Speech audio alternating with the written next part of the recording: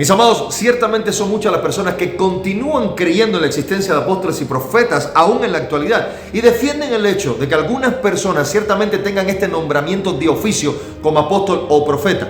Ahora, yo quiero que usted, por favor, escuche un dato muy importante y que lo tome a cotación, o sea, que lo considere, porque no lo podemos pasar por alto. Mire, después del siglo I no existe ni una sola referencia histórica confiable que indique que alguien haya sido reconocido como profeta de Jesucristo o como apóstol de Jesucristo en el mismo sentido y autoridad de los que aparecen en el Nuevo Testamento.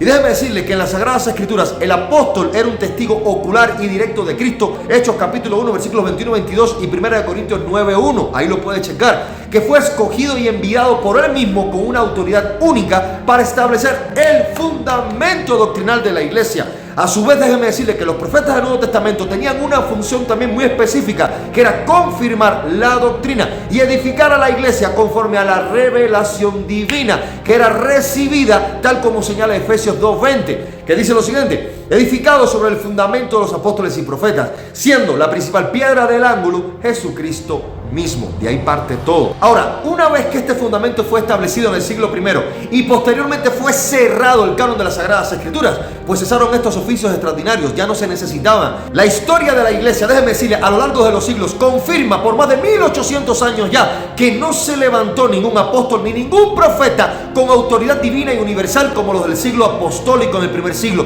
Y déjeme decirle que ya para el siglo IV, cuando el canon bíblico fue cerrado, la iglesia entendió que la palabra escrita era suficiente, completa y autoritativa para todo lo relacionado con la fe y la práctica cristiana, como dice 2 de Timoteo capítulo 3 versículo 16-17 y Judas capítulo 1 versículo 3.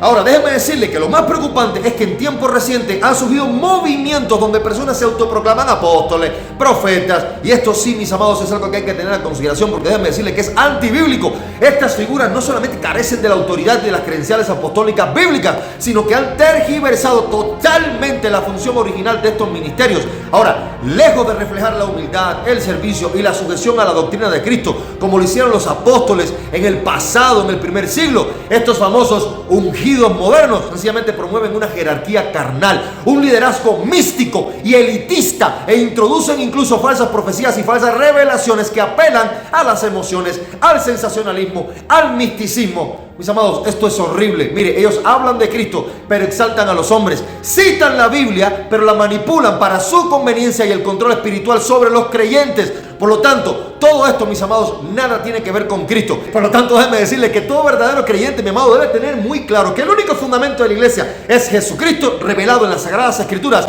y enseñado por sus apóstoles y profetas desde el primer siglo, que fue el cimiento, el fundamento de la iglesia. Ya no necesita más cimiento, sobre ello construimos. Mire, no necesitamos nuevas revelaciones ni supuestos apóstoles modernos, porque ya tenemos la completa revelación de Dios en su palabra. El canon está cerrado. Y déjeme decirle que el surgimiento de nuevos apóstoles y nuevos profetas en la actualidad no tiene nada que ver con el mover de Dios, sino que es una señal en realidad de los últimos tiempos. ¿Cómo lo ve? Cuando muchas personas serán arrastradas por doctrinas de hombres, por falsas doctrinas, por engañosos religiosos disfrazados de luz, como dice 2 Corintios 11, 13, 15 y Mateo 24, 24. Nuestra responsabilidad como creyentes es permanecer firmes en la verdad, discerniendo los espíritus, reteniendo lo bueno y desechando lo falso, lo malo. Y déjeme decirle, con nuestros ojos puestos constantemente en Jesús, quien es el autor y consumador de la fe.